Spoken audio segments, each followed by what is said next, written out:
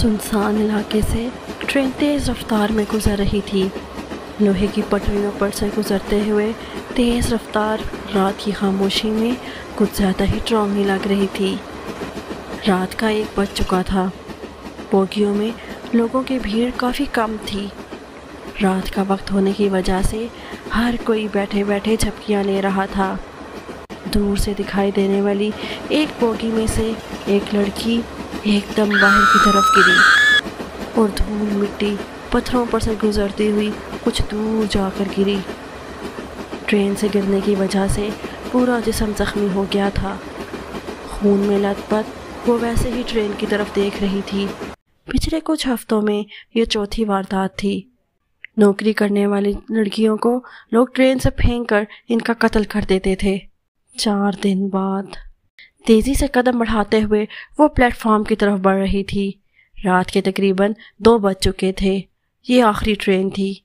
अगर ये ट्रेन छूट जाएगी तो उसको करीब सुबह तक इंतज़ार करना पड़ेगा। किसी भी हालत में उसे ये ट्रेन पकड़नी थी। उसे बहुत डर लग रहा था।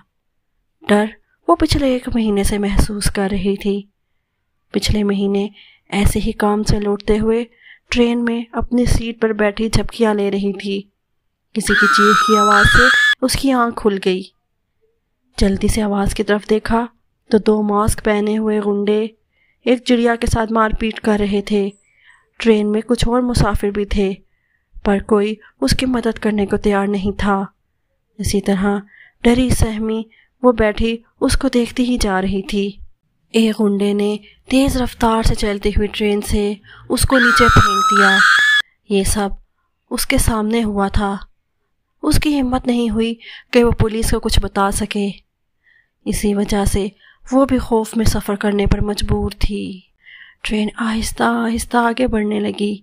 इसके साथ ही उसने अपने कदमों की रफ्तार भी बढ़ा दी।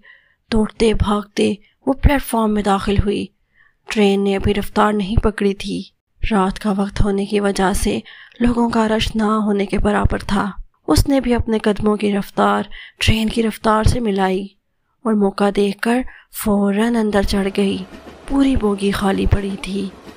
अपने ऑफिस बैग को कस के पकड़ते हुए एक एक कदम आगे बढ़ रही थी और आगे की सीट पर जाकर बैठ गई। उस वक्त टाइम 2:15 हो चुके थे। अचानक उसकी नज़र सामने नीचे पड़े अखबार पर पड़ी। बड़े बड़े लफ्ज़ों में लिखी हेडलाइन पढ़कर उसके दिल की धड़कन पल भर के लिए रुक गई। फिर एक बार चलती ट्रेन से नौकरी पेशा लड़की को नीचे फेंक दिया गया। जिस बात को वह नज़रअंदाज करने की कोशिश कर रही थी, वही डर रह रह कर उसे तंग कर रहा था। उसने फ़ौरन अपना ध्यान हटाया और खिड़की से बाहर झांकने लगी। तभी किसी के कदमों की आवाज़ ने उसका ध्यान अपनी तरफ किया। गर्दन पीछे करके देखा तो 2 आदमी इस बोगी में आकर बैठे। वो आपस में भी बात कर रहे थे। अब आने वाले हर मुसाफिर से उसे डर लग रहा था। तभी बोगी के अंदर एक और लड़की दाखिल हुई। शायद नौकरी करती होगी। पूरी बोगी में नज़र घुमाते हुए वो लड़की दरवाजे के पास वाली सीट पर जाकर बैठ गई। अब ट्रेन ने तेज़ रफ्तार पकड़ ली थी। फिर ट्रेन के पीछे से वही 2 मास्क पहने हुए गुंडे ट्रेन में दाखिल हुए। इस तरह कुछ महीने पहले हुई वारदात उसकी आंखों के सामने घूम गई। उस वक्त ट्रेन में 20-25 लोग होंगे, पर किसी की हिम्मत नहीं हुई उसको बचाने की। आज तो पूरी बोगी खाली है। इस ख्याल ने इसके दिल की धड़कन बढ़ा दी। इन दोनों ने पूरी बोगी में नज़र दौड़ाई तो दरवाजे के पास बैठी उस लड़की पर नज़र गई। वो दोनों गुंडे आगे वाली बोगी में चले गए। अब इस बोगी में सिर्फ 4 मुसाफिर थे। आधी रात का वक्त होने की वजह से सब मुसाफिर ही नींद में थे। एक अजीब सा डर उसके दिल में घर कर गया था। वो टेक लगाकर आंखें बंद करके बैठ गई। एक खौफनाक चीख से उसकी आंख खुल गई। आंख खुली तो सामने वही 2 मास्क पहने हुए गुंडे उससे पर्स खींच रहे थे। वो मदद के लिए पुकार रही है और कोई मदद के लिए आगे नहीं आ रहा था। उस गुंडे ने दरवाजे से बाहर देखकर हंसने लगा और ज़िंदगी की भीख मांग रही थी। वो भी चुपचाप बैठी थी, بے بس ہو کر وہ صرف دیکھ رہی تھی اور اس نے اس کو دروازے سے باہر پھینک دیا۔ وہ ایک دم نیند سے جاگ گئی۔ وہ صرف ایک خواب تھا اور اس کا دل بہت زور زور سے دھڑک رہا تھا۔ اس نے دروازے کی طرف دیکھا اور پاس بیٹھی لڑکی کو دیکھا تو وہ حیران رہ گئی کیونکہ وہ سیٹ خالی تھی۔ اس نے پوری گاڑی میں دیکھا پر وہ کہیں نظر نہیں آ رہی تھی۔ اس کی بغل والی سیٹ پر وہی 2 لوگ بیٹھے تھے۔ طاہر اس لڑکی کو مار دیا۔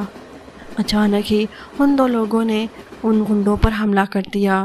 ٹرین کی تیز ہوتی ہوئی آواز میں ان لوگوں کی مار پیٹ شروع ہو گئی۔ وہ ڈر کے مارے نیچے بیٹھ گئی۔ اب اس کو یقین ہو گیا تھا کہ آج اس کو بھی مار دیا جائے گا۔ ڈر کی وجہ سے اس کی آنکھوں میں پانی آ گیا۔ وہ خاموش بیٹھی سب کچھ دیکھ رہی تھی۔ وہ بہت ڈری ہوئی تھی۔ اچانک ہی انہوں نے بندوق نکال کر ان گنڈوں پر تان دی۔ وہ سمجھ گئی کہ آج تو وہ نہیں بچے گی۔ اچانک ہی اس نے دیکھا اور حیران رہ گئی کہ بندوق اٹھائی ہوئی کوئی اور نہیں بلکہ وہی تھی جو دروازے کے پاس بیٹھی ہوئی تھی، اور پیچھے بیٹھے چادر اوڑے لوگ اور کوئی نہیں بلکہ پولیس والے تھے۔ حوالدار، اس کو لے چلو۔ وہ لڑکی تو انسپیکٹر تھی۔ اس کی جان میں جان آئی۔ زمین پر پڑے نیوز پیپر کو اٹھا کر دیکھا۔ مرنے والی لڑکی کوئی اور نہیں کیونکہ وہ تصویر کسی اور کی نہیں بلکہ اس کی خود کی تھی۔ شاید اس کی روح انصاف کے لیے تڑپ رہی تھی جو آخرکار اسے مل گیا تھا۔